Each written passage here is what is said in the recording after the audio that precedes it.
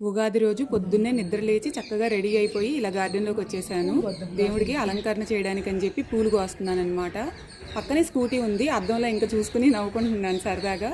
మన గార్డెన్లో ఎప్పుడు నేను వీడియో తీసినా ఈ సీతాకోకచిలుక అయితే మధ్యలో గెస్ట్ అపీరెన్స్ మాత్రం ఇచ్చి వెళ్తుంది.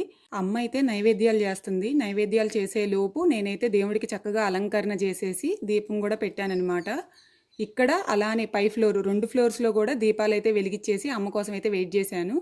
అండ్ ప్రసాదం కూడా నేనే రెడీ చేస్తున్నాను ఈసారి అయితే. ఉగాది పచ్చడి కొంచెం కొత్తగా చేసుకున్నాం అనమాట.